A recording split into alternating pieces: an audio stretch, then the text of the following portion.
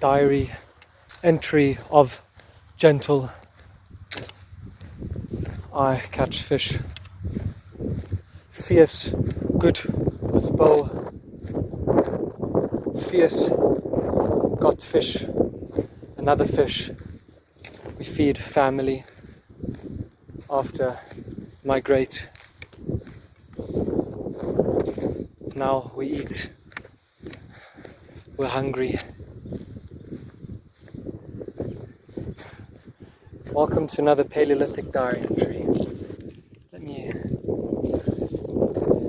set you on over here.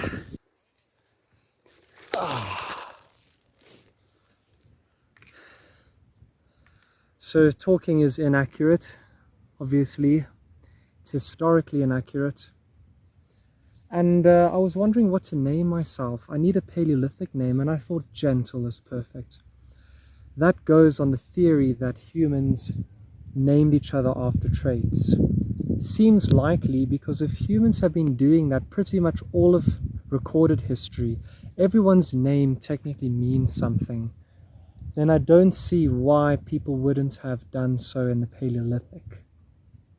Maybe I'm completely wrong and there's some other strange culture of naming people. I mean, I was out here the whole of the day. It's been such an amazing adventure in the Paleolithic. I was literally migrating all around the vast land here. And it's been great. And I was imagining being in a small little group in the initial en masse migration out of Africa. So we are basically in the Middle East now, and it would have been quite flat and grassy. Okay, it would have had hills and rivers as well, but there wouldn't have been a lot of trees. And even in southern Europe, it would have been just like this, because northern Europe was under ice. When you think about cavemen, you think about like Ice Age, thinking, oh, maybe they're in Britain. No ways, it's actually Italy. Italy. Anyway, but this is 70,000 BC, so this means that it wasn't as cold as it was at the height of the Ice Age. That would have been about 10,000 BC. It's more late Paleolithic and Neolithic times. So yeah, it's actually quite nice, similar climate here, huh? It's incredible. Today was a great day to do a Paleolithic migration. And I even imagined being part of a group where we use red ochre, because there was another few groups that have left with us. But I'm imagining, I came up with all these experimental archaeological questions. Would they have organized the migration? Would they have spread themselves in groups with distances apart to see which is the best place, and they'll summon all the groups to one place? Or was it complete anarchy? Was it just every group for itself? How did it work, and how many people would there have been? They say the average size of a group of Homo Sapiens from the Stone Age would have been about 20 to 30 members. So would there have been a few groups of 20 to 30 members, each separate, but keeping a sort of, equal distance? These are things that are just, that I wonder while I'm in my leopard fur, walking with the goal of migrating. Because humans have always been centered around goals. You have a purpose. And they would have had a purpose in their mind, which would be to find better land, following the animals they're hunting, and also human curiosity, I think.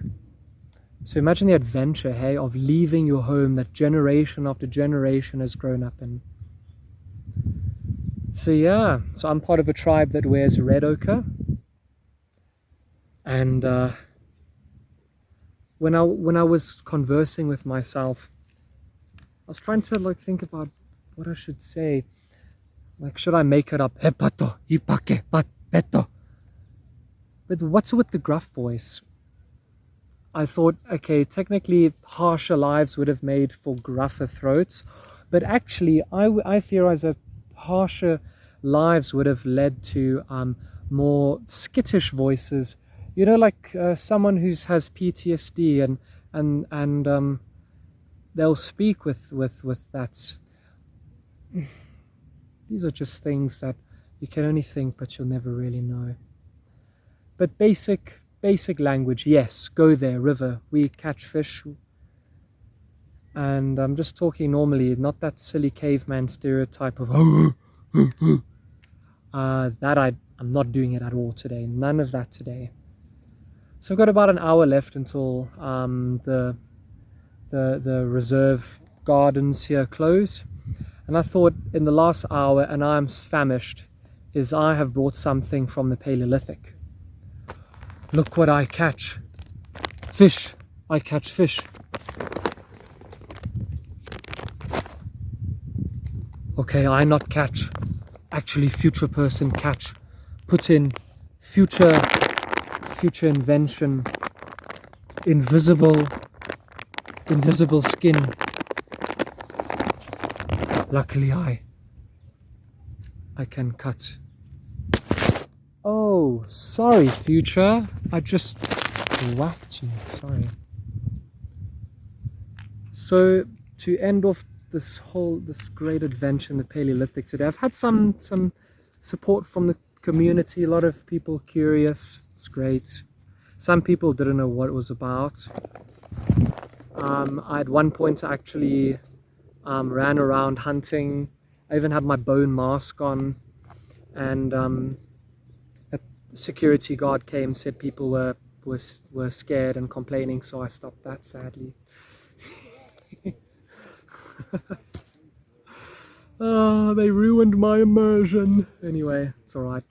So yeah, final thing, we're gonna eat raw fish. So why raw? Fire was invented by Homo erectus, which were 2 million years earlier. Reason is that the migrations out of Africa, 70,000 BC, they would have generally followed the coastline. There's a lot of evidence for that. Some didn't, some broke off, the ones that broke off into Europe. Yeah, but you find that often groups would have stuck to the coast, going all the way across India, and that's how we have all that evidence of people living in the Philippines, Java, so many remains of Homo sapiens migrating that far, huh? So many hundreds of thousands of years ago, and part of their diets would have included fish. Why am I eating it raw? Because I am part of an initial scouting group that would have gone ahead of the main group. And literally, I theorize it would have been the strongest, fittest of the members. I, Gentle, would have been one of the leaders in the group. And we would have taken a few of the tweens and adolescents with us to gain experience, I would think.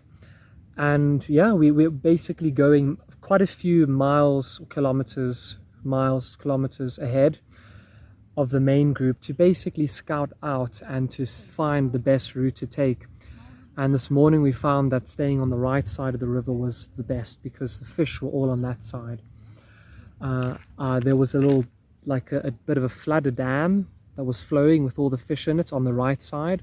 So we have now gone back to the tribe to report, but that means we would have gone back, and now we are eating, and then we are going to settle down for the night, and then tomorrow night we're going to carry on the migration. So we're not going to make any permanent settlements, but the idea is we stick together because of natural predators and even other human hostile groups.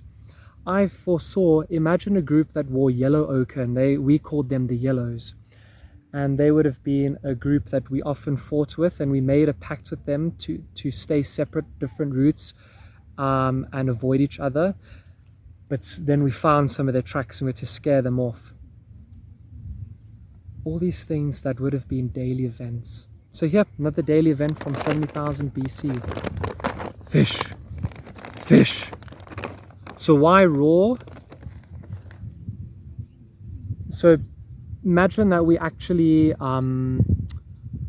have not reunited with the tribe. We're still scouting ahead before nightfall, but we need to eat, and we could have gone for some birds, but the birds are harder to catch, and it's nicer to cook them. But fish you can just eat raw like this.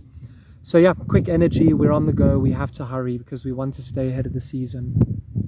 So here we go, raw fish.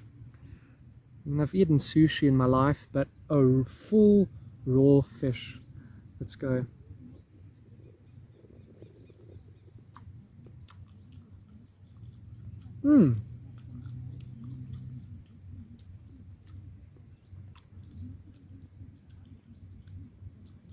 Future people.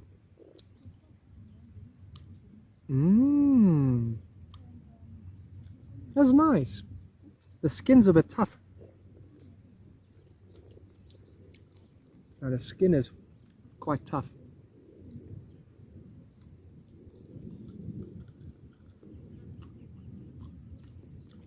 The part inside is quite nice.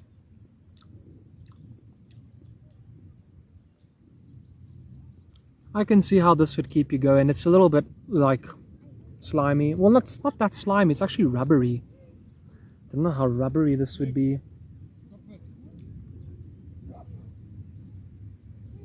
Okay.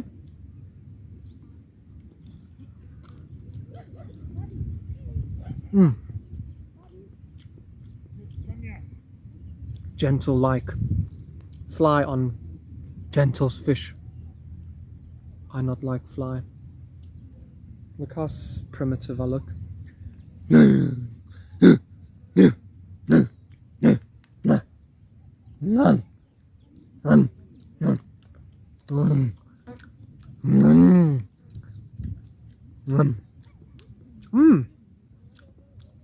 It's quite tasty. Granted, it has been smoked. It's not totally raw. Has been smoked.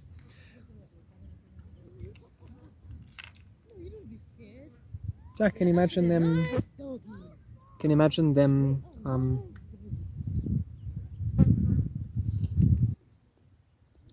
Hello. How are you? Good. I caveman. Oh, you a caveman. You want fish? Oh, it's raw. I've never tested it raw fish. It's nice. You want? Which type of fish Just is it? kidding. Which type of it? It's a snook. Snook. Okay. Where did you catch? Did you buy it in the? I hunt. Oh, I you use hunt? spear in river. Wow. I good, yes. I good hunter. Where did you grow up? I'm just kidding. I'm just kidding. No, so actually, I do history shows. Oh, I see. That's And lovely. I'm making a little video about just immersing and eating what they ate in the Stone Age. Oh, And sometimes raw fish was in their diets, yeah. I can imagine. Yeah. And it's doable. It's nice. It's a little bit chewy. Can't imagine you want to live on this, but the thing is, so the time period I'm going back to is 70,000 BC. And you know why this is such an important moment in human history? So 70,000 BC is when humans migrated out of Africa en masse. That was the out of Africa migrations. So I would be your typical man on migration with the rest of my group, going out across the land bridge in Saudi Arabia, and often they hug the coast. So often in their diets, yes, often in their diets, yeah, she wants the raw fish, I know. They would have eaten raw fish in their diets every now and then. So, Sure. yeah. Okay. Enjoy. Interesting. And the Vets. like the Nice. roots and plants, leaves, and the So there's this big stereotype that cavemen just ate mammoth meat, mammoth. But no, often you'd find that hunter-gatherers, they would eat what they could find. Okay. And yeah, 70,000 BC, they would have known about roots and nuts, and yeah, they definitely. But yeah, nothing beats a nice deer on a fire that will feed the whole family for a long time. by then they already had access to fire. Oh yeah, fire's been around for Tools. ages. Yeah. Tools are actually, so this is also, they theorize the time that the bow was invented. Round about 70,000 BC, this is about the time bows first show up in the archaeological evidence. So I theorize that these first migrants out of Africa had such an edge because they literally spread all over the world. Yeah. And I think there's a lot owed to it by the bow and arrow. Yeah, no evidence for fletching, no evidence for much advanced bows. So I literally just have the shaft, not even a tip, it's just sharpened wood. But this is enough to at least catch a fish to keep you going. Sure. Cool, hey? Okay. Wow, Thank thank you for you. my I'm glad to history meet guys. lesson. I got a letter from Tribe Chief here for you. Okay. Yeah, Oh, yes. Thank you. Thank you. that's how very you much. find me. I've got a YouTube channel. Oh, you should have a check YouTube it out. channel? Oh, Yeah, I'll please. definitely have to We'll find check you. it out. We'll Do find you go to Wits or? Yes, Yeah. yes. Really awesome. My sister goes there. I've been meaning to pay Wits a visit. You should. I'd love I'm to come sure. do a history show for Wits. True. Maybe go to the The Origin history. Center? Yeah. The Origin Center, I've heard about it. I've never actually Yes. visited myself, so You I should. should. I think. Okay, I shall. I Okay. shall. All right. Good to meet you guys. Yeah, you'll So find long. me. I'm often coming in my latest outfits. I'm working on ancient China, the Mongols. I've done the Roman Empire, but today, Stone Age. You look so good. Yeah. That looks, Ah, looks amazing. done. Ugh, fashion nice. Yes. Yes. Thank All right. Great. Cheers, guys. Take care, future people. Oh, that was cool. Oh, I forgot to. I got it all on film. Ooh, look how like rubbery and tough it is, hey? Yeah. You can't really. There we go. Rich in omega-3s. Boost your brain power. Get the edge over your prey. That's what you need. That's what makes you human. Fish bone. Yeah, the skin is a bit... but the meat under the skin is alright. See, I'm sure, like, you know, eating sushi, it's raw fish, it's very nice, but you eat it with the rice and soy sauce. Just eating a raw fish. There we go. Something everybody's got to do if they want to get in touch with their origins. So I haven't eaten a lot today deliberately because I know that hunger is something that would have walked along our ancestors. That's a fact. There's evidence of like Neanderthal teeth underdeveloped as a sign of malnutrition. Our Homo sapiens, the migrants who left Africa, 70,000 BC. It could have been later, earlier. This is, you know, rough. They would have made a good plan for themselves. Homo sapiens just proved to be more successful than all the other hominins that they were contemporary with. I mean, at 10,000 BC, there were 6 species of human. Homo erectus was like on its last stretch, but then Neanderthalensis, Floriensis was around, and H. sapiens. And Denisovans were around. It's incredible. I think it was by 40,000 BC that Neanderthals they went extinct, and that's coincided with humans entering Europe. You are an invasive species. Whoever's watching this, you are an invasive species. This is our ancestors. They would have invaded the earth. Humanity on the go. I'm hungry, but I can't down this fish, hey. I'm hungry, eh, but I can't. This is the type of thing you actually do want to cook. But if you have to, if you are on the go, we do need to be heading out to regroup with the main, our main migrant group, tribe, whatever you call it, whatever they would have called themselves.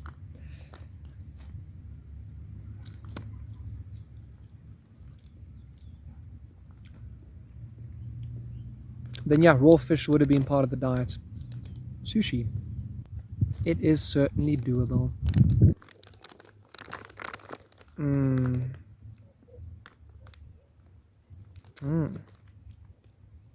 Thanks for joining me, future.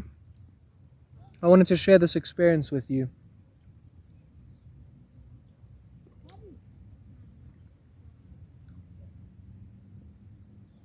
This is one way to just feel it. I mean, who eats raw fish nowadays?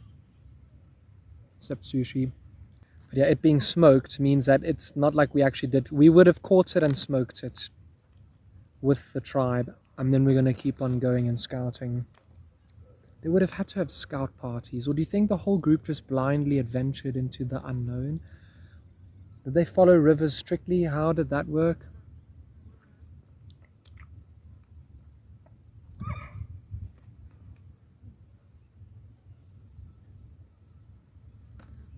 It's amazing. Thank you, future. See you in the next one then.